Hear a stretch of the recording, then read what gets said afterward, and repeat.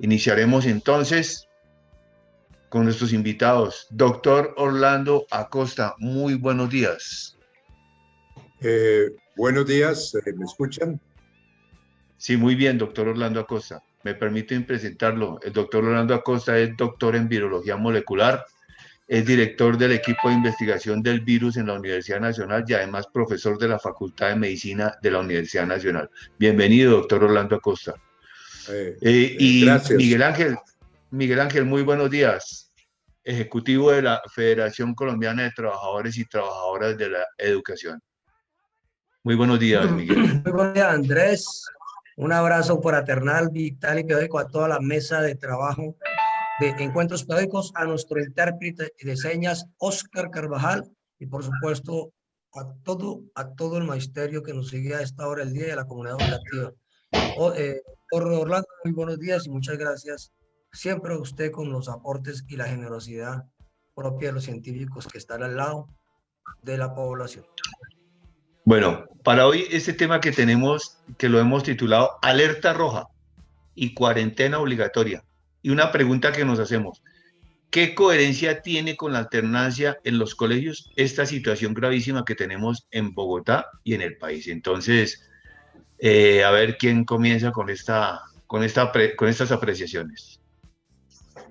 Doctor Orlando, pues tiene usted la palabra, a ver, desde la mirada. Sabemos que está aquí para... Claro, claro. ¿Qué mirada tiene usted de esta situación de alerta roja?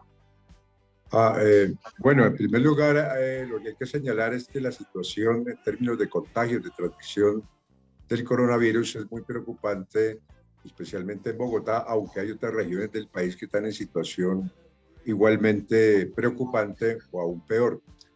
Por ejemplo, si nosotros vemos la información de la Secretaría de Educación Distrital, donde señala que hay 120.000 estudiantes en actividades presenciales, pero solamente se han realizado 3.034 pruebas, detectándose 72 de ellas positivas, y además se han reportado 6 casos de profesores en un solo colegio.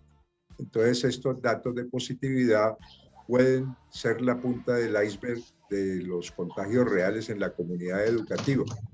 Entonces, si revisamos o reafirmamos ese criterio general científico que es aceptado en todo el mundo, de que los riesgos de infectarse en un espacio escolar están directamente relacionados con los riesgos de contagiarse en la comunidad respectiva, entonces podemos ver cómo en el caso de Bogotá actualmente tenemos más de 480 casos nuevos de contagiados por 100.000 habitantes en los últimos 14 días.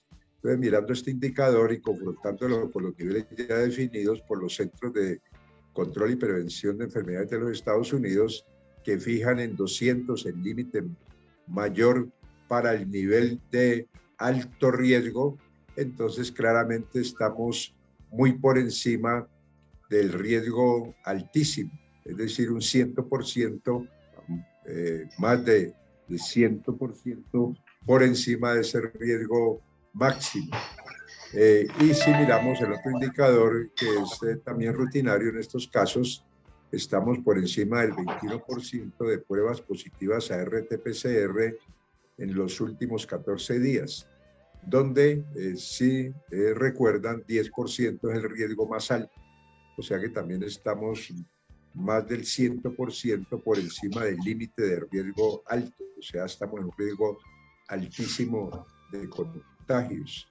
Entonces, si nosotros miramos ese criterio tan fundamental de la UNICEF de que las reaperturas deben realizarse después de un análisis muy riguroso y sobre todo muy honesto de lo que se llama riesgo-beneficio, o sea, comparar o sopesar los beneficios de la educación presencial, que todos la reconocemos y deseamos que tenga lugar lo más pronto posible, confrontamos ese propósito deseable de la educación presencial con los riesgos para la salud y la vida, pues claramente podríamos concluir que de acuerdo a los niveles de la pandemia, al menos en el distrito, pues realmente uno podría decir que la balanza se inclina en favor de la prevención, es decir, de evitar nuevos contactos por los riesgos que ello tiene y por los casos que ya se han visto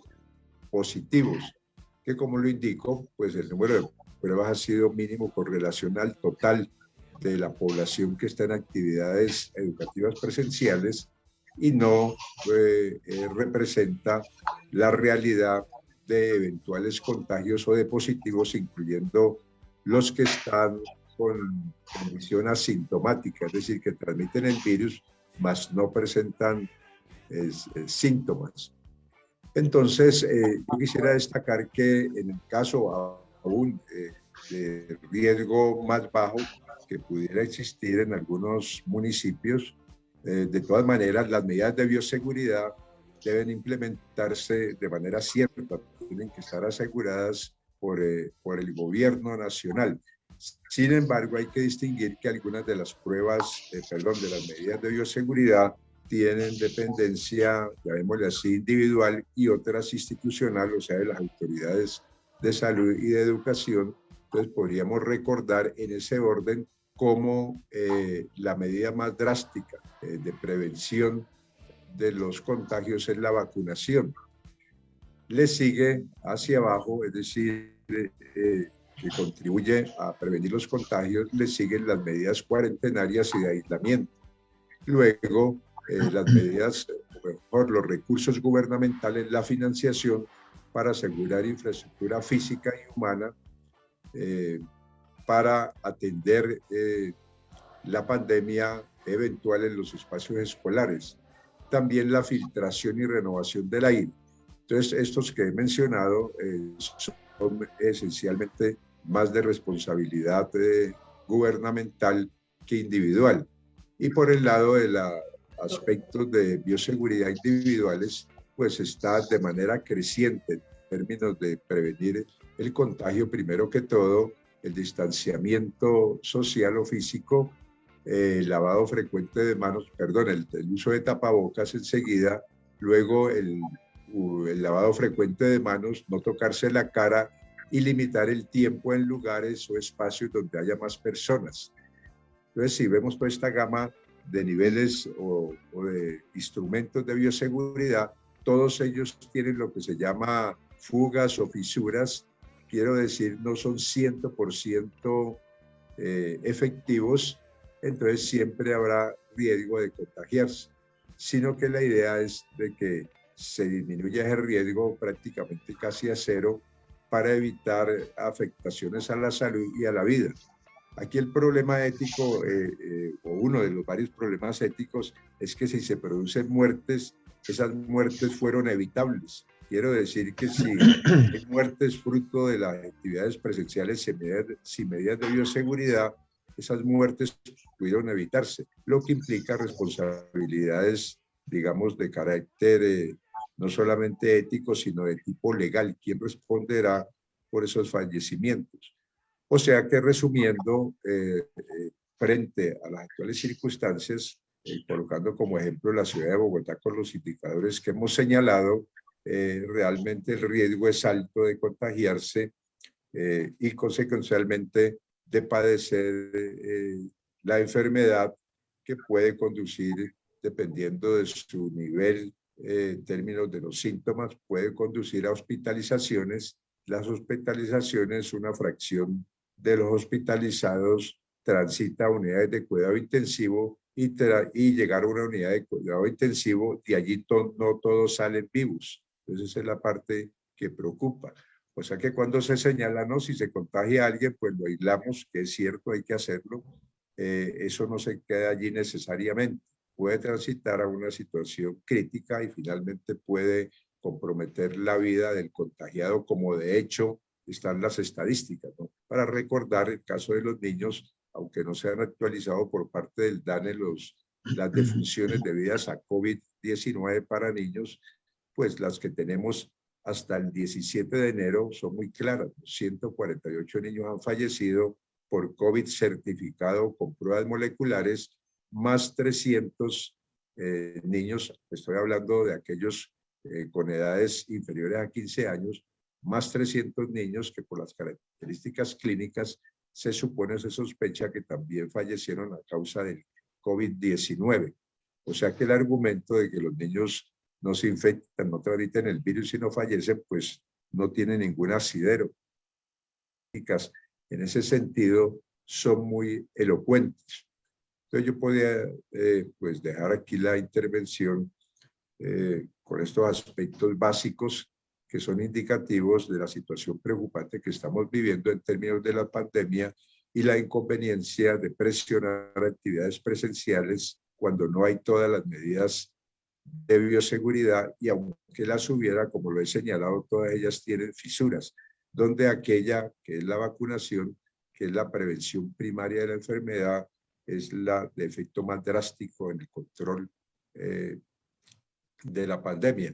Como ejemplo, para terminar, podríamos recordar que en Estados Unidos el presidente Biden, el 2 de marzo de este año, dio la directriz federal, es decir, para toda la Unión, de vacunar a los profesores antes de que terminara el mes de marzo, cosa que se consiguió en un 90% a finales de marzo y se completó totalmente en los primeros días de abril.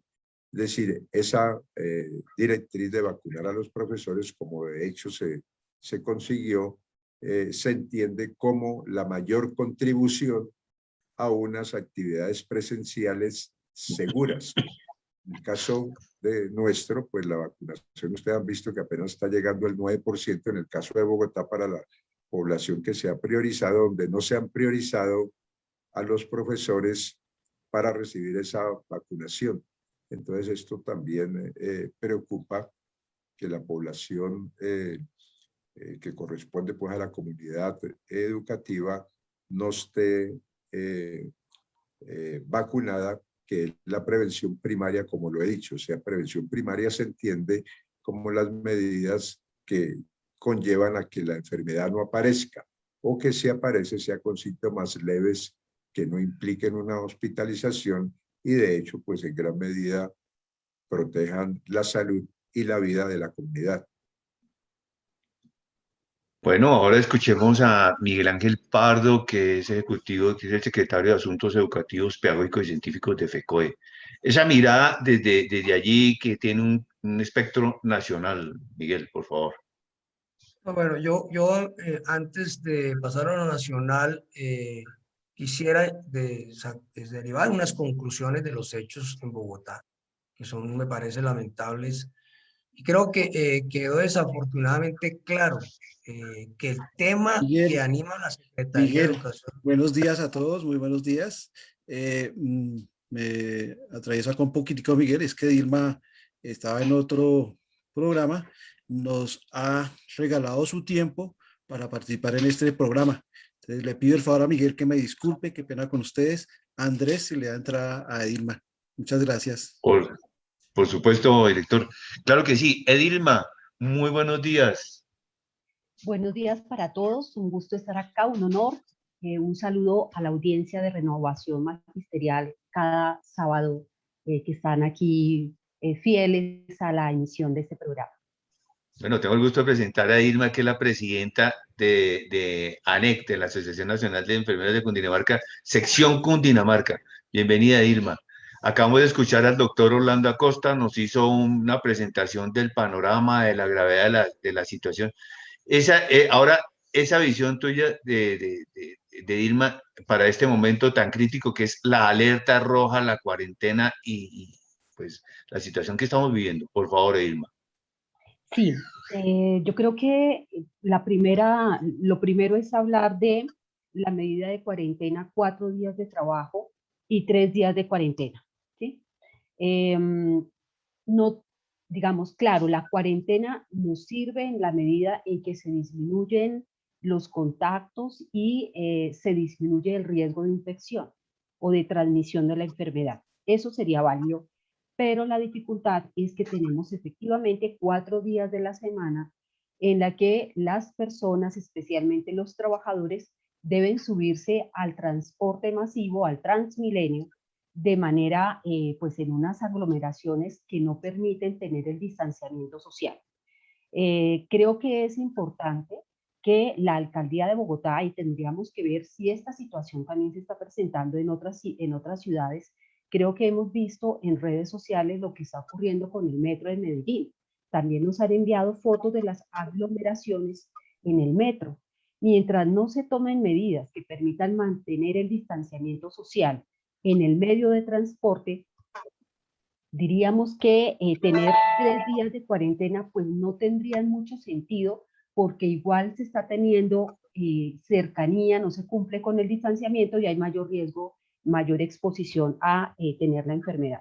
Entonces aquí sí sirve, pero es una medida a medias, no es una medida que sirva completamente, y además si esa medida no se acompaña de una renta básica que le permita a las personas no tener un subsidio, porque es que lo que se les da realmente eso no alcanza para cubrir los gastos mínimos básicos de alimentación. Solamente el tema de alimentación, porque es que lo que se le está dando a las familias no alcanza para nada más, sino para cubrir una mínima alimentación diaria.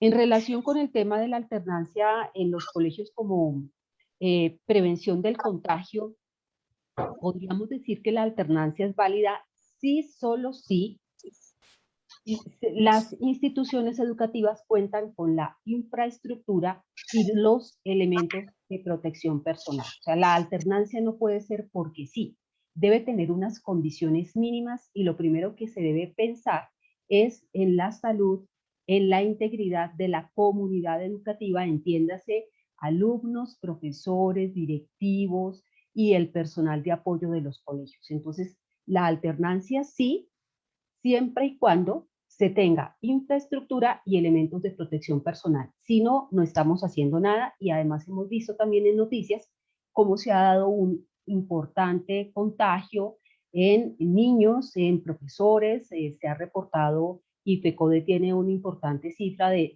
muertos, de trabajadores, de profesores a nivel nacional, y esta semana se ha reportado la muerte de rectores, coordinadores, profesores en colegios. Entonces la alternancia sí, pero con las condiciones necesarias. En relación con el proceso de vacunación, el proceso va muy lento. Desde la Asociación Nacional de Enfermeras de Colombia hemos mencionado y denunciado que el país, el gobierno nacional, no ha puesto atención realmente en los trabajadores del sector salud que el país necesita.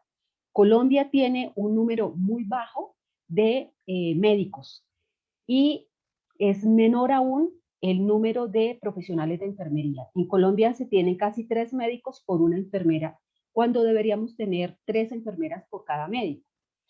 Y el otro problema es que quienes estamos formadas para poder administrar los medicamentos y administrar las vacunas, somos los profesionales de enfermería. ¿Quiénes están administrando las vacunas en este momento? Auxiliares de enfermería, por un lado. Pero el número de profesionales y de auxiliares de enfermería es muy poco, es muy bajo para poder cubrir la demanda de población y poder ir a un ritmo mucho más rápido de vacunación. Entonces aquí estamos viendo que sí hay vacunas guardadas que no se están administrando, y que vamos muy lento, pero eso también obedece o se debe a un descuido una postura política del gobierno frente a el talento humano que el país necesita, y esto es una alerta, ¿no? Porque seguimos, vamos tercer pico, este tercer pico ha sido mucho más agresivo que el primero y el segundo, y pareciera que todavía no hemos aprendido esta experiencia. Lo otro es que seguimos, la alerta roja implica o indica que se ha llenado un número de camas de cuidados intensivos. Quiere decir también que la pandemia y el sector salud sigue centrado en las unidades de cuidados intensivos, y durante un año no hemos hecho acciones de promoción, no se ha hecho atención primaria en salud, y no se ha llegado a los hogares y a los territorios donde se encuentran las personas. Entonces, podemos decir que se sigue dando un mal manejo de la pandemia, y a este paso tendremos que esperar un cuarto pico donde todavía no se han tomado las acciones de atención primaria en salud, donde el personal de salud está teniendo que comprar los elementos de protección personal y además también están asumiendo de su bolsillo el pago de las pruebas para saber si tienen o no COVID. Y en muchas oportunidades deben ir, aunque estén enfermos, mientras sale el resultado de la prueba, tienen que seguir yendo a trabajar y también hemos visto y se puede decir que eso también hace que se mantenga el contagio en Bogotá en la medida en que las personas con la enfermedad, con la sintomatología, tienen que seguir circulando debido a esos vacíos que tenemos en el sistema de salud, en las EPS, con las barreras burocráticas incluso para dar una incapacidad. Bueno, ahora, gracias, Irma. Con esta descripción tan amplia, Miguel, desde el sector magisterio, desde FECODE, que decías y lo ibas a plantear desde Bogotá, ¿cómo ves esta situación? Pues yo creo que esta semana se develó un hecho, Andrés y colegas de la mesa, y es que el interés del retorno a clases presenciales con la vía de la alternancia no es el de salvaguardar la vida y la salud de los niños y niñas, porque uno no puede reiterar que en pleno pico y en alerta roja se mantenga la presencialidad y adicionalmente de una manera incoherente se plantee que los chicos de educación superior sí deben suspender la presencialidad, lo cual es apenas justo, pero que los chicos de preescolar y media y básica no. Es decir, se observa un grado enorme aquí de incoherencia y que aquí puede constituirse en una soberbia que puede ser letal. Si adicionalmente agregamos que el día miércoles en la misma página, el semáforo de la epidemiológico de la alcaldía, se estableció la Secretaría de Salud que por una alerta roja en los hospitales no podría haber colegios en presencialidad. Entonces tenemos una circunstancia en la cual la alcaldesa ha entrado en un terreno de buscar un punto de no retorno en las relaciones con la comunidad educativa, cree que ha entrado en la puja, creyendo que es un problema de la... Y hoy tenemos por lo menos, Andrés, 4 cartas, tú sabes, lo estuvimos comentando ayer, 4 cartas de 4 localidades de Bogotá, en la cual los rectores por unanimidad han elevado cartas a la secretaria de Educación y a la alcaldesa en ese sentido. Entonces, digamos que esto queda claro, aquí no hay un interés por esa materia. No sé qué tiempo nos queda, pero nosotros sería muy importante establecer lo siguiente. La ministra de Educación, doctor Orlando, la ministra de Educación ha planteado ahora que en mayo tendrían que estar todos los colegios en alternancia, otra vez. Esa es una afirmación que para nosotros es muy complicada y muy grave.